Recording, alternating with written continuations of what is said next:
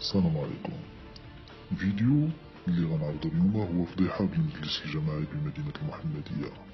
عملية تخزين المساعدات الغذائية بمنزل موظف جماعي وبوسائل الجماعة. كيف ما غتشوفو في هذا الفيديو، يتم استغلال الشاحنة التابعة للجماعة من أجل نقل المساعدات الغذائية وتخزينها ببيت خاص ومنزل خاص لموظف جماعي وتحت إشراف مدير المرأة اللي هو في الصورة. تمت عملية التخزين. الآن عملية ديال ملء السيارات ديال الموظف الجماعي والعضو الجماعي. هاد العضو اللي كتشوفو في الصورة كيدخل للدار ديال الموظف الجماعي، الموظف اللي كيخرج من بعد مدة من الدار ويستعد العملية ديال ملء السيارتين بالمساعدات الغذائية. نتوما كما كتشوفو في الصور نقل ديال المساعدات وملء السيارتين، السيارة اللي هي كتشوفو تابعة للعضو الجماعي والسيارة الأخرى بالمحاذاة ديالها اللي هي تابعة للعضو الجماعي.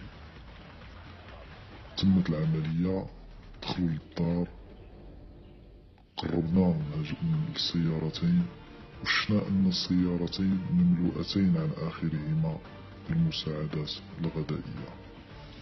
لم يقتصر الأمر على ذلك فقط، هنا كتجي الفضيحة الأكبر: زوجة الرئيس والمساعدات.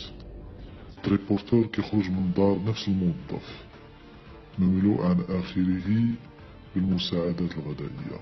كيف ما كتشوفوا في الصور تبعناه بالسيارة وبقينا تابعينو حتى وصلنا لمنطقة البرادعة.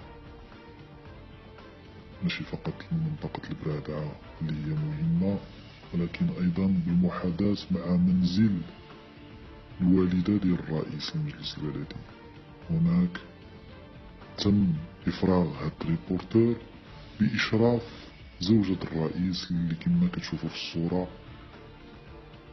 هاد العملية ديال الإفراغ اللي ما تبعناهاش نظرا لخطورة الأمر والمغامرة اللي قدمنا عليها. الأسئلة اللي كتناسل من بعد هاد الفيديو: شنو هو مصدر هاد المساعدات؟ واش هي الجماعة أو شي رجل أعمال كما يشاع؟ لماذا تم التخزين بمنزل خاص لموظف جماعي؟ ما هي الكريتير اللي اعتمدوا عليهم باش يعطيو الأعضاء بالمجلس الجماعي هاد المساعدات؟ ولماذا استعملت وسائل الجماعة؟ شكرا.